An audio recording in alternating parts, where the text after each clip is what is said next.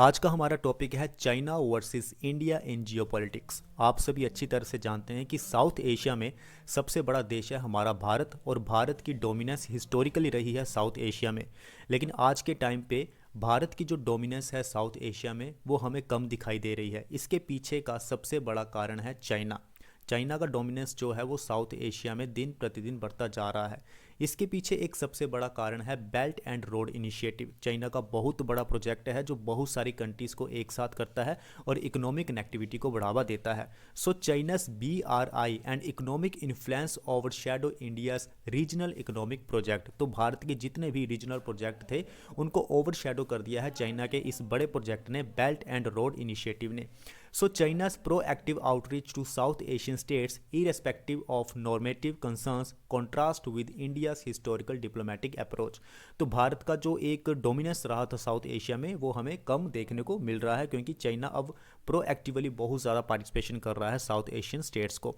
तो जो हमारी साउथ एशियन स्टेट्स हैं जैसे कि हमारे पास नेपाल है, भूटान है, पाकिस्तान है, ये सारे देश एक अल्टरनेटिव के तौर पे देख रहे हैं कि चाइना जो है वो हमारी मदद करेगा, अब हमें भारत की कोई ज़रूरत नहीं है। तो जब अल्टरनेटिव बीच में आ जाता है तो स्टेट्स के पास ऑप्शन आ चुकी हैं, ऑप्शन आ जाती हैं, तो अभी वो चाइना के नज़दीक जाने की कोशिश कर रहे हैं। भूटान जो है वो भारत का बहुत अच्छा दोस्त है। भूटान जो है वो हमेशा भारत की सलाह लेता है कोई भी काम करने से पहले। लेकिन धीरे धीरे चाइना क्या कर रहा है कि भूटान के साथ भी अपनी नज़दीकी कर रहा है, अपनी दोस्ती को बढ़ावा दे रहा है। तो ये एक कंसर्न शुरू हो जाता है भारत के लिए, जो कि चाइना का धीरे धीरे साउथ एशिया में डोमिनेंस बढ़ता जा रहा है। अब भारत को क्या करना चाहिए, ये सारी चीज़ें भी आज हम इस वीडियो में डिस्कस करेंगे। बहुत अच्छे से जानेंगे कि साउथ एशिया जो है जिसमें भारत सबसे बड़ा देश है, साउथ एशिया भारत के लिए कितना ज़्यादा ज़रूरी है।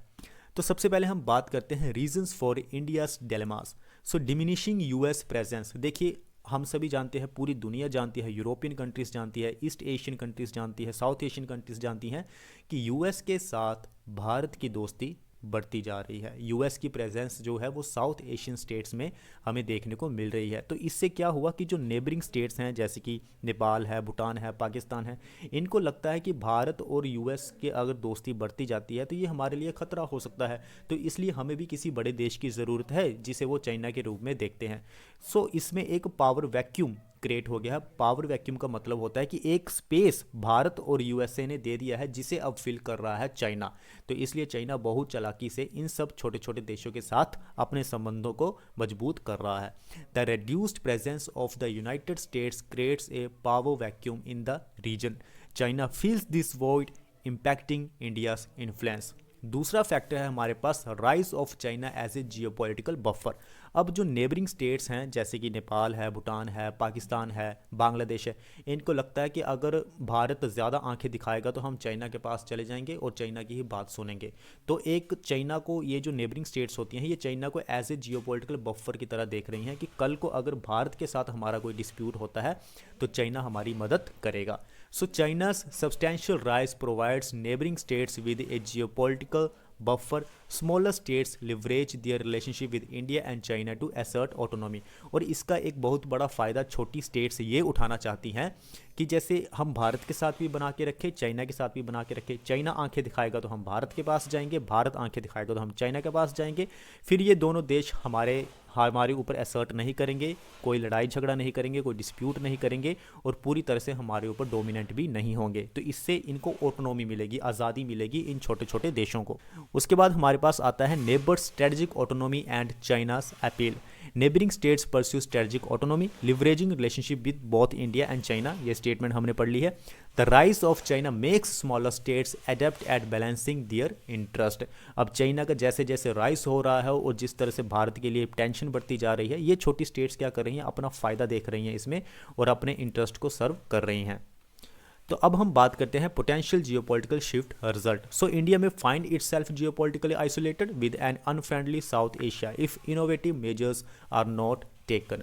भारत की जो डोमिनेंस थी साउथ एशिया में वो कम हो सकती है, बिगड़ सकती है अगर हमने कोई स्टेप्स नहीं लिए, कोई इनोवेटिव मेजर्स हमने नहीं लिए जिससे कि हम इन छोटी छोटी स्टेट्स को अपनी साइड कर सके, क्योंकि भारत का डोमिनेंस साउथ एशिया में होना बहुत ज़रूरी है। साउथ एशिया का बहुत बड़ा देश है भारत। अब हम बात करते हैं फ्लेक्सिबल डिप्लोमेसी की। देखिए, adept diplomacy to engage various stake holder reducing the hostility among the anti India elements. अब जो एंटी इंडिया एलिमेंट्स होते हैं उनके साथ भी हमें थोड़ी सी हॉस्टिलिटी को कम करना है। Extend engagement beyond the current leaders to ensure comprehensive relationship. ऐसा नहीं करना है कि जो करंट के लीडर्स हैं उनके साथ हमें रिलेशनशिप मेंटेन करना है, हमें करंट लीडर्स के साथ भी रिलेशनशिप को मेंटेन करना है, और जो इस समय करंट लीडर्स नहीं हैं उनके साथ भी हमें रिलेशनशिप को लिमिट करना है। तो ये होती है फ्लेक्सिबल डिप्लोमेसी।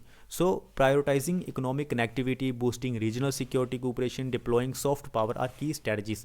इन तीनों के ऊपर भारत को काम करना होगा। भारत की जो सॉफ्ट पावर है वो पूरी दुनिया में जानी जाती है, क्योंकि भारत किसी को लोन नहीं देता है। चाइना क्या करता है, जैसे श्रीलंका को उसने लोन दे दिया, अब चाइना को उसने अपना गुलाम बना लिया है।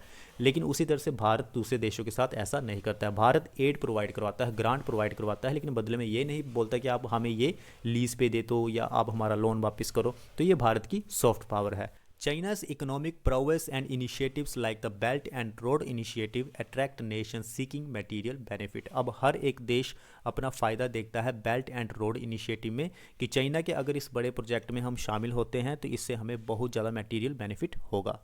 तो आज हमने जाना चाइना वर्सेस इंडिया के बारे में, कि चाइना किस तरह से डोमिनेट हो रहा है साउथ एशिया में और भारत को क्या करना चाहिए। तो मिलते हैं नेक्स्ट वीडियो में, तब तक आप अपना ख्याल रखिए। Thank you.